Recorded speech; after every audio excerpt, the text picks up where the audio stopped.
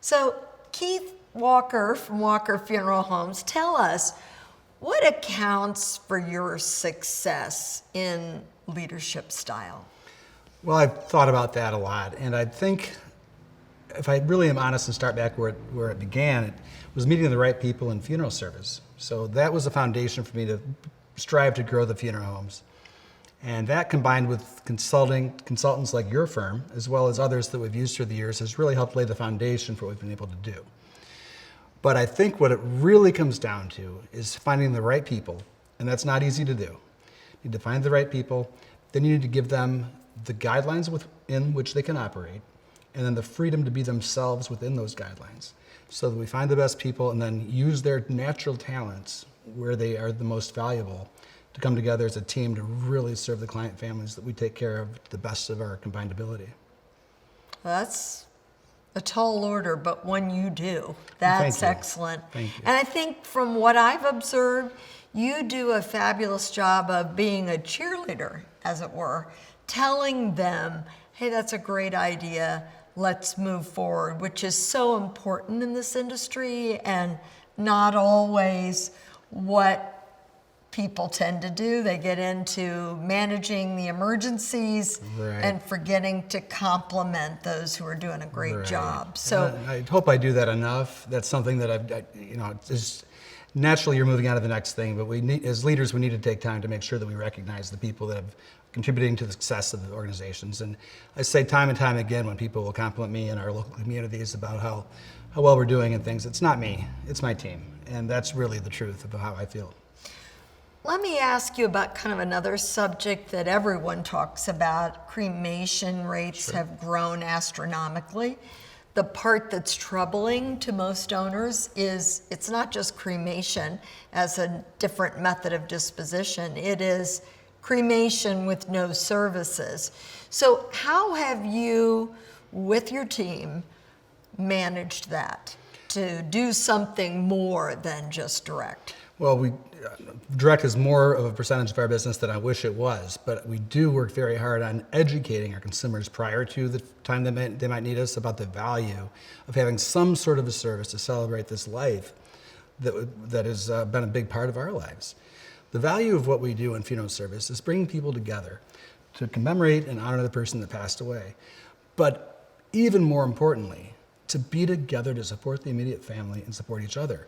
So if we can tell people how to do that, and we do that ahead of time, and then also throughout the arrangement conference to make sure that we keep emphasizing, isn't there, if it's a person that's predisposed to direct disposition, isn't there something that we can do, we can help you do, to at least acknowledge that this person was here and that your life is different now that they've moved on and can help you move into this new phase of your life. Great. So if I could just summarize, I think you're hitting on a really important point. You need to start educating them before they ever have the need for you. Yes. And then you need, which is what you do with all your events and your pre-need seminars and all of that. Yes, and the marketing, thank you. But then when they come in to make arrangements, you not only answer their questions, you ask questions. We absolutely do. Yes. And we ask questions, get the answers, and then really work hard to guide them to something that's going to be appropriate for them. And that almost always includes some kind of a service. And it's constant education. People don't do funerals very often. They need our help. You wouldn't want to go to a doctor and walk in and say you think's wrong and just have them agree with it and do it. You'd want that person to use their professional skills and knowledge to help you make the right decision. Yeah, and it seems like if you don't like the ideas, then what happens is you just do nothing. That's the problem with consumers, is they can't imagine a service they've been to they like, so they just say, no, we don't want anything. But when your folks come in and offer alternatives that are palatable to them, everything changes. And you hit on a great point there. People have gone to some unfortunately really poor funerals over the years that are just like the other ones. There's heavy drapes and maybe organ music and things that might have been appropriate in the 40s and 50s but isn't now. So we've done funerals in parks, we've done funerals in clubs, we've done funerals in yacht clubs, so many different places that might be more comfortable to those people, And then you need to make sure that you introduce them to the different elements of each of those services. What can we do unique? What can we do to really show who this person was? And once you do that, then people see the reason we do this, because it's helpful for them. Wow, that's great.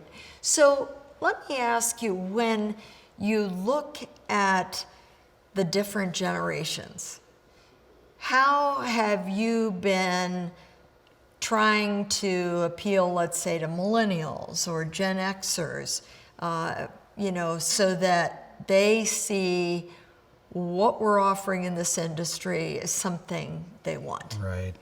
Well, I think, a couple things. One, those people in those generations now are so young that if a death happens in one of their peers or their parents, they're still going to have something for them, because it's very difficult for them. But I think going forward, unless we really get with technology, make sure we're doing social media, make sure our websites are very well functioning, make sure we're offering more than just a video. We've got to come up with a more interactive experience for these people, because they're used to interacting with their environments. So I think the days of a passive sitting there and watching a funeral are moving toward their end. And I think we need to make sure that we engage the people that are attending the funeral as much as we engage the people that are leading it. And with technology, you're constantly updating, and Trying. technology changes. We see it with the iPhone, right? It's Right. always needing an update, and that's what you're doing. So Yeah. Congratulations, you're without question a leader in the Thank industry, you. and thanks for spending some time with us. Glad to do it.